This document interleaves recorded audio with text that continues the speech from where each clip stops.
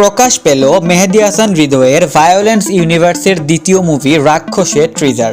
প্রথম মুভি ছিল বরবাদ। প্রথমেই আলোচনা করি মেহেদী হাসান হৃদয়ের ভায়োলেন্স ইউনিভার্স নিয়ে, এরপর যাচ্ছি ট্রেলার রিভিউয়ে। মেহেদী হাসান হৃদয় ইতিমধ্যেই তার অফিসিয়াল ফেসবুক পেজ থেকে পোস্ট করেছেন যে welcome to my violence universe. প্রথম কিস্তি বরবাদ, দ্বিতীয় কিস্তি রাক্ষস, তৃতীয় কিস্তি কামিং সুন। অর্থাৎ ভায়োলেন্স ইউনিভার্সে থাকবে 3টি মুভি। এবার আসি রাক্ষসের সাথে বরবাদের কানেকশন নিয়ে।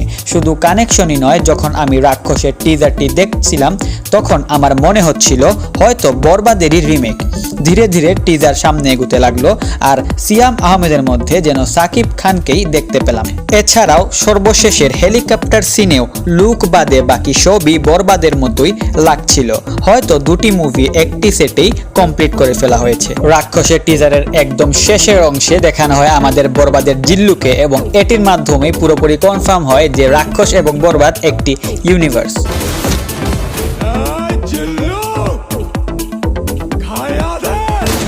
এবার আসি মুভিটির স্টোরিতে। পোস্টার থেকে শুরু করা যাক। পোস্টারে দেখানো হয়েছে সিয়াম বসে আছে চেয়ারে, মুখে অ্যাগ্রেসিভ লুক আর হাতে সিগারেট, যেটা ইঙ্গিত দেয় মেইন ক্যারেক্টার হালকা নেশা করে এবং খুব রাগী। চারিদিকে গোলাপ ফুলের পাপড়ি, যেটি ইঙ্গিত দেয় মুভিটি রোমান্টিক গল্প বেশি প্রাধান্য পাবে। গোলাপের লাল রঙের সাথে রক্তের রং এবং ফুল আর মানুষের লাশ এক হয়ে গেছে।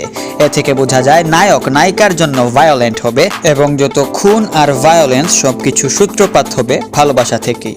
ট্রেলারে দেখানো হয় মেইন অ্যাক্ট্রেসের নাম জুলিয়েট আর নায়ক তার জন্য সব কিছু করতে পারে।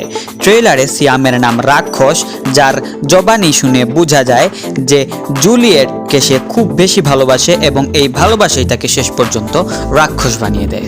এবার আসি সিয়ামের লুকে। প্রথমেই সরি জানিয়ে দিচ্ছি আমাদের সাকিব খান ফ্যানদের, কারণ এবারে প্রিন্স থেকে লুকের দিক দিয়ে শতগুণে এগিয়ে আমাদের রাক্ষসের সিয়াম।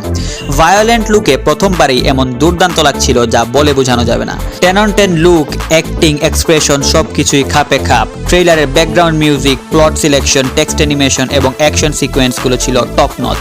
তবে কিছু কিছু জায়গায় হালকা ফেক লাগছিল, কিন্তু যা মানিয়ে নেওয়ার মতো।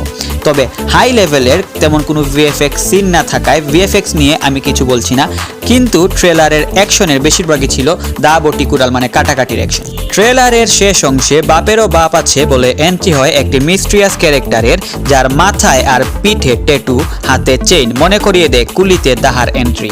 সোশ্যাল মিডিয়াতে কেউ কেউ বলছেন এই ক্যারেক্টারটি হতে পারে বরবাদের সাকিব খান, আবার কেউ কেউ বলছেন এই ক্যারেক্টারটি সিয়াম আহমেদ নিজেই। আপনাদের কি মতামত অবশ্যই কমেন্টে জানাবেন। এই ছিল আমাদের আজকের ভিডিও। পরবর্তী ভিডিও পেতে সাবস্ক্রাইব করুন। ধন্যবাদ।